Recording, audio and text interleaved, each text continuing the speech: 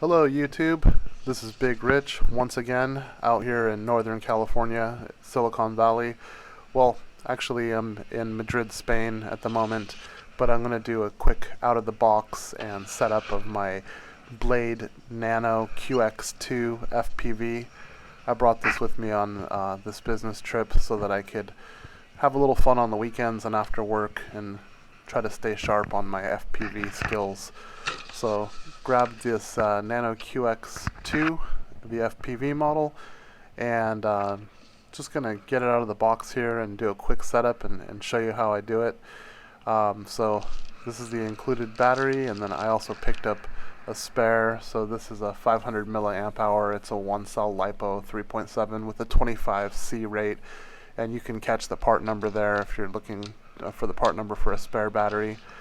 We'll just compare this to the battery that comes with the Nano QX3D, so quite a bit different, but the same connector.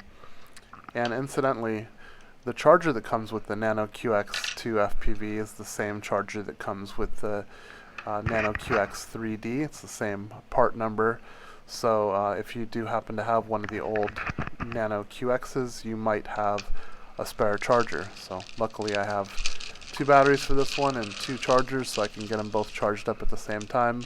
Comes with some stickers, so I suppose that's useful if you've got a couple of these. Of course, spare props, which will definitely be used, and all the literature that you would expect with these models.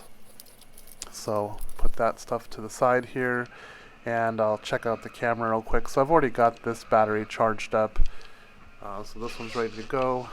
Get the goggles out of the case here and see if we can find what channel it's on. So goggles are powered up, ready to go. And now I will connect the power to the drone, or to the little FPV quad, whatever you like to call it. It's got a button on the back here to change the channels, but instead what I'm going to do is just find the channel that it's broadcasting by default and just latch onto that. So that was easy, got it set, and now goggles are good to go. Next thing is to set up the transmitter here. So there are some recommendations in the manual that I will follow. Of course, the first step is to create a new model. So to create a new model on the DX6, just scroll to the bottom, the second to last choice, System Setup, and then I'll choose Model Select and Add New Model. And I'll choose Create to confirm it. By default, the model type is on Acro. That's what I want, so I just confirmed it here. And then you have the option of giving it a model name. By default, it's Acro, but I'll just take 60 seconds here and I'll key in the name for the model so that it'll be easy to remember.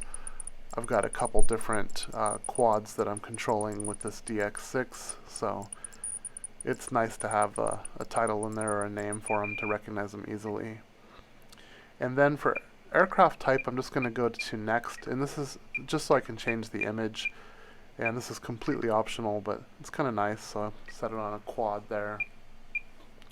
Now I'll go into Channel Assign, and I'm just going to assign the so I have to go to the next page here, and then on the aux one at the bottom there, I'm just going to set it to I or bind.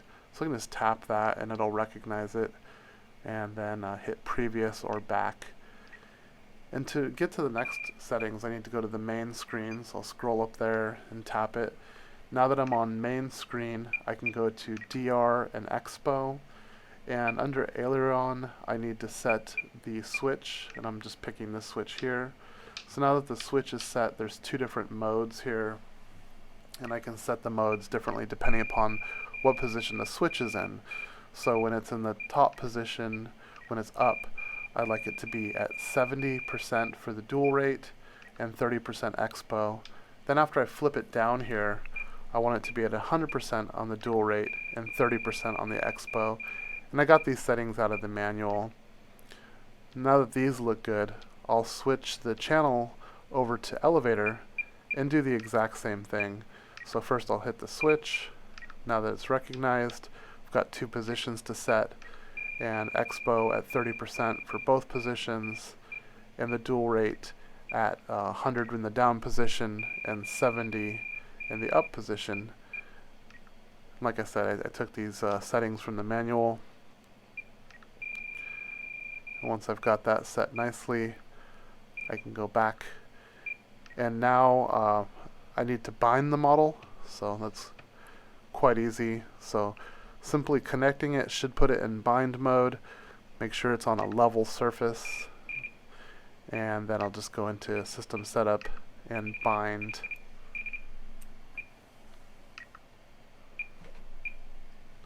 Should be taking here, but it actually failed. Give it one more try here. Okay, so sometimes I run into this. I don't know if it's interference or if it loses bind mode, but I'll just disconnect and reconnect the battery and then try to bind one more time. Usually successful at this point. And it looks good. So looks like I'm set. If I hit the stick, I should get a reaction, which I do. And that's it. I'm ready to fly.